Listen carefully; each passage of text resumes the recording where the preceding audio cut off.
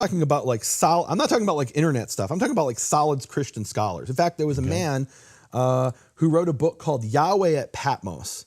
And Yahweh of Patmos, written by Professor Sean McDonough in 1999. And this is considered the definitive work in Christian scholarship that proves that Jesus Christ never spoke the name Yehovah or Yahweh. He's not even dealing with how to pronounce it. He's saying that name, which in later Jewish tradition was forbidden, that Jesus followed the ban on speaking the name.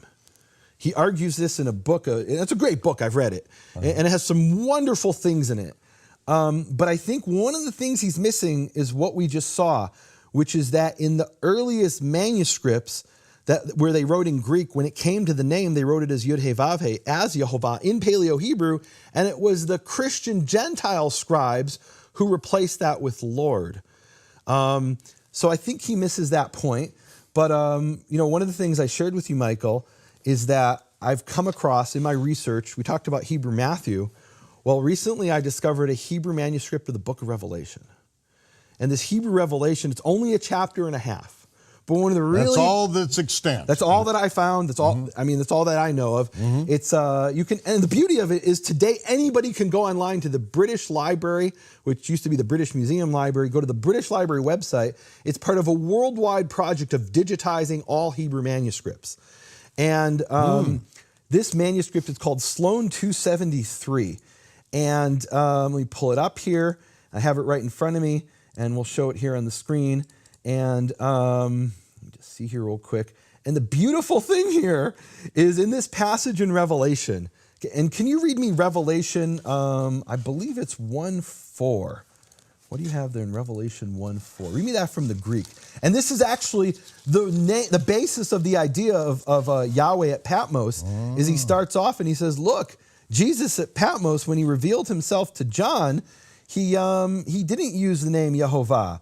He revealed himself in a very different way. And I'm sorry, it's actually 1:8.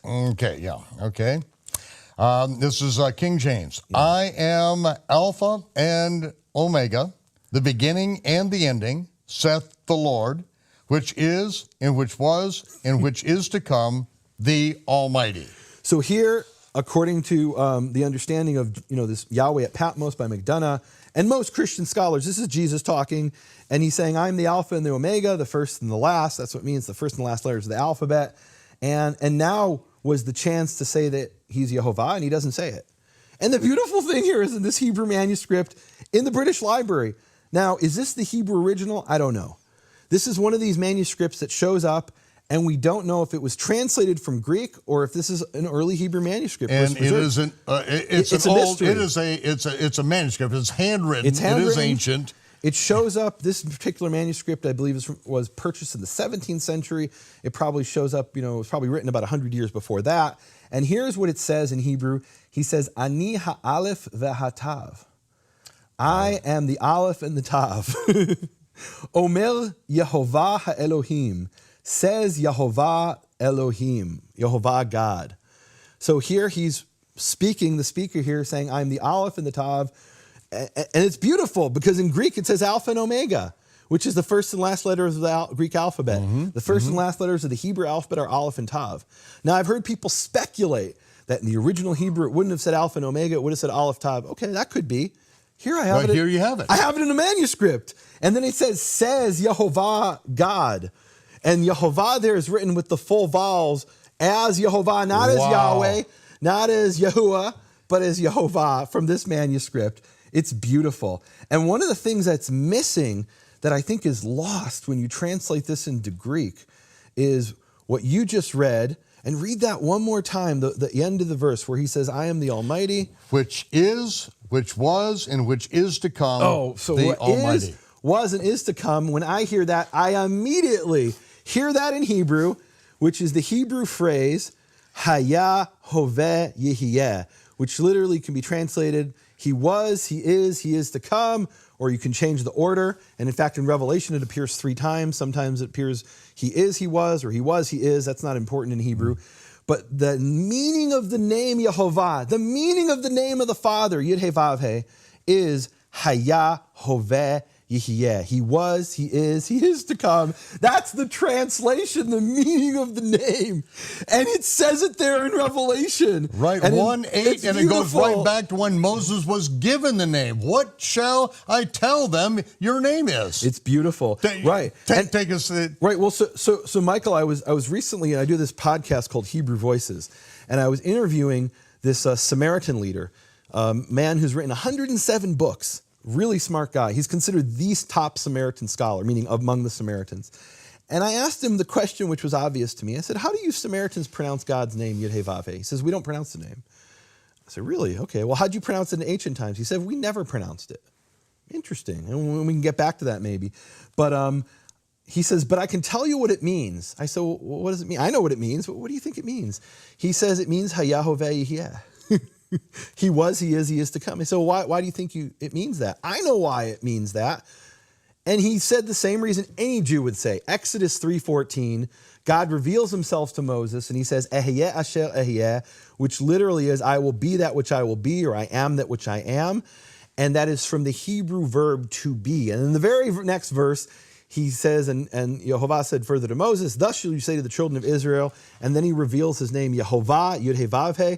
And what you have to understand is when you read this in Hebrew, this is patently obvious. When you have the prefix, the aleph prefix, as an Ehyeh, Asher, Ehyeh, it means I am. And when you have the Yud prefix, as in Yehovah, it means he will be. So Yehovah presents himself and says, I will be that which I will be. And he says, this is what you're going to call me. You're not going to call me I am. You're going to call me Yehovah, which is a combination of the three forms of the verb Hayah, Hoveh, Yehieh. Even the Samaritans know that.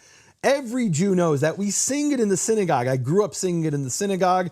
Vehu Hayah, Vehu Hoveh, Vehu Yehieh B'tifara. Every synagogue in the world, maybe they have a different tune and maybe they sing it better than me, but every synagogue in the world, they know that the name means Hayah, Hoveh, Yehieh, and even the book of Revelation. To me, Michael, that's three witnesses. The Samaritans, and you can't tell me the Samaritans got this from the Jews, right? They say they have their independent line of information. According to 2 Kings 17, that independent line of information goes to the time of the time of Hezekiah, 700 BC. Right? They were broken off from the Jews from 700 BC, and they know what they learned from their priests that came from the 10 tribes is the name means Hayah, Hoveh, Yehieh. Jews know it's Hayah, Hoveh, Yehieh, and even the book of Revelation says 3 times it says it, that his name is, he says, was, is, and is to come. That's the meaning of the name Yehovah. So the actual name's lost in the Greek, but the meaning of the name appears. They didn't lose that.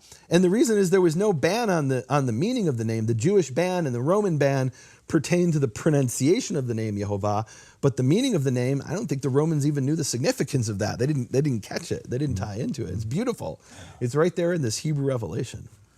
Oh, and in the Greek, it's even there in the Greek. That's the beauty of it. So his book, Yahweh on Patmos, what comes out of Patmos refutes everything that he says, that his name was not spoken there, coming from Patmos in Hebrew. At least this Hebrew manuscript of it does. And one of the interesting things, Michael, I was curious because, I feel like when we're talking about the Shem Tov's Hebrew Matthew, we're on really solid ground. We can trace it back definitively to a 14th century rabbi who copied it from some earlier source.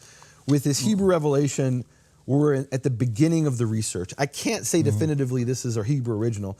So out of curiosity, I decided to look at 2 texts of Revelation in Hebrew that I know they were translated from Greek. Okay. And one of them was made by a Christian Gentile named Franz Delitzsch, and the other was by a Jew named Salkinson who converted to Christianity. And both of them were in the 1800s. Delitzsch's purposes, he was actually a great scholar of Hebrew grammar, Franz Delitzsch. And he said, I want to present the New Testament in a style that sounds like biblical Hebrew for the Jews. The other one, Salkinson, was a Jew, and he had actually read the New Testament in Hebrew, and he said, this isn't Hebrew, this is horrible Hebrew. Some Gentile translated this, I can't even understand it. He said, I want to translate it in a way that my people will understand it, meaning Jews. And if they read it and they reject it, at least they'll understand what it says as a Hebrew book. So both of them independently translated the book of Revelation and the whole New Testament, by the way. You can actually get these online. Beautiful thing is both of these are translations from Greek, and we know who translated them in the 1800s, and you can see them online today. And both of them translate verbatim, I am the Aleph and the Tav, Yehovah Elohim. Now, what that shows you, whether this Hebrew revelation is an original Hebrew text, or if it's translated from Greek, if you want to insist that, it shows that three independent sources all looked at the Greek and realized what this had to say in the Hebrew would be, I am the Aleph and the Tav, Yehovah Elohim. And what I love about Salkinson and Delitzsch is they were writing for Jewish audiences, and they didn't even occur to them to write Yahweh, because no Jew would pick that up and say, oh yeah, that sounds like Hebrew. They'd pick that up and say, so this is not a Hebrew word. What is this Yahweh? So they wrote it the way every Jew who had a knowledge of the name would certainly in the 1800s way it was Yehovah. It's the way it's written in printed Bibles in the 1800s. And we'll talk about that in a different, if we have time. I think it's beautiful. Three independent sources. One may be in original Hebrew, maybe translated, I don't know. The other two are for sure translated. And all three say, I am the Aleph and the Tav, Yehovah Elohim.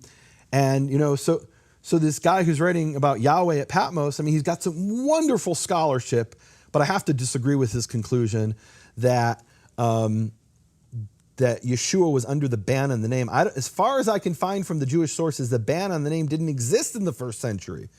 The only people who followed the ban on the name in the first century were the Samaritans, who never spoke the name, and we have evidence for that. And the Essenes, who wrote the Dead Sea Scrolls, they believed the name was too holy to pronounce. The Pharisees actually had a teaching that when you greet your fellow, you must greet him using the name.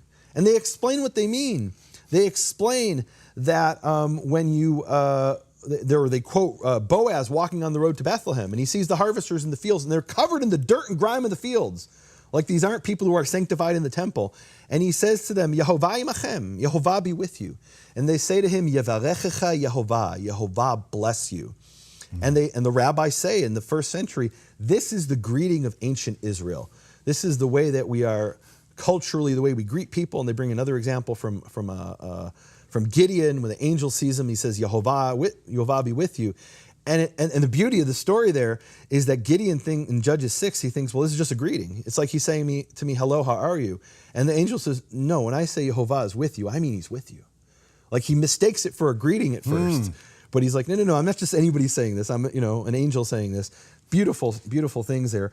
So the point is, in the first century, that's an anachronism to say that Yeshua didn't speak the name. There was a rabbi I've talked about in my book, Shattering the Conspiracy of Silence, and in the Open Door series I talk about this.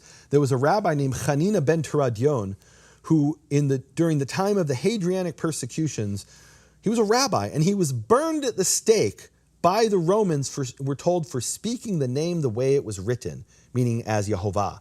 Instead of saying Adonai, he actually spoke the name, and this was in response to the Roman ban on speaking the name. It started out as a Roman persecution. He said, if you forbid us to speak it, I'm going to speak it publicly. And it cost him his life. And the Roman persecution of Hadrian, just to give you an idea, Hadrian died, and so the persecutions continued up until the year 138. That's 100 years after Yeshua's ministry. There was a rabbi burned at the stake for speaking the name. So you're telling me Yeshua, when he was preaching in Galilee, didn't speak the name? And do we have time to get to John 17, Mike?